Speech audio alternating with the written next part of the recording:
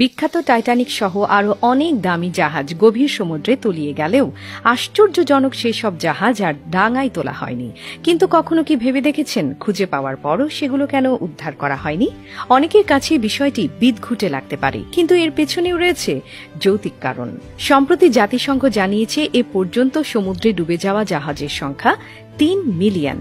বিলাসবহুল এসব জাহাজের সঙ্গে হারিয়ে গেছে কোটি কোটি টাকার সম্পদ। সমুদ্রের তলদেশে হারিয়ে যাওয়া এসব মূল্যবান জিনিসের মূল্য $৬০ বিলিয়ন, যা বাংলাদেশি মুদ্রায় ৬,৪৩,০৬৯ কোটি ৮০ লাখ টাকা।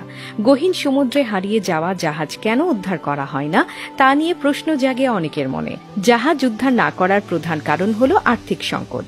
জাহাজ সমুদ্রের তল থেকে উপরে তোলার জন্য প্রয়োজন মোটা অঙ্কের অর্থ। অনেক সময় দেখা যায় যে জাহাজের দামের চেয়ে উদ্ধার খরচই বেশি। বিশ্বের বৃহত্তম জাহাজ টাইটানিক ডুবে যাওয়ার ১১০ বছরেরও বেশি সময় হয়ে গেছে। এর ধ্বংসাবশেষ ২৭ বছর আগেই পাওয়া যায়, তবে এখনই উদ্ধার সম্ভব হয়নি। টাইটানিকের ধ্বংসাবশেষের চারদিকে শুধুই অন্ধকার।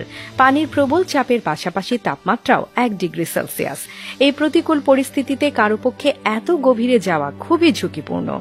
কিছুদিন আগেই ঘটেছে টাইটান সাবমেরিনের দুর্ঘটনা। এমন অবস্থায় গহীন সমুদ্র থেকে ধ্বংসাবশেষ বের করে আনা অসম্ভব ব্যাপার। তাছাড়া টাইটানিকের ধ্বংসাবশেষ এখন সাগরে দ্রুত গলে যাচ্ছে।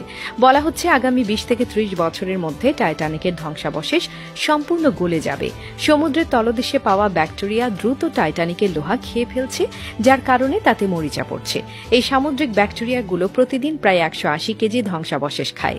এমত অবস্থায় টাইটানিকের অস্তিত্ব খুব একটা বাকি নেই।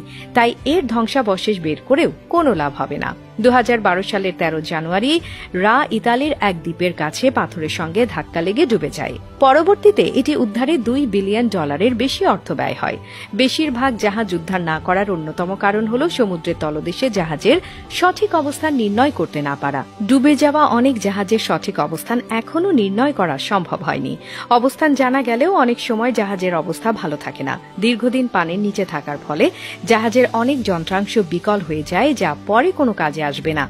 ডুবে যাওয়া জাহাজ উদ্ধার না করার আরও একটি কারণ হল এর পরিবেশ। চারপাশ থাকে অন্ধকার। জাহাজ পানির নিচে থাকার ফলে সামুদ্রিক প্রবালে পরিণত হয়, কার্যকারিতা হারায় জাহাজের যন্ত্রাংশ।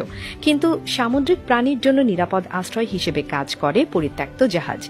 এছাড়া জাহাজ উদ্ধার কার্যক্রম সময় সাপেক্ষ ব্যাপারও বটে। সামরিক বাহিনীতে একটি কথা প্রচলিত আছে যে যেখানে ধ্বংস হয় তাকে সেখানেই কবর দেওয়া হয়। তাই মূল্যবান হলেও অনেক ক্ষেত্রে সেই জাহাজ উদ্ধার করা হয় না।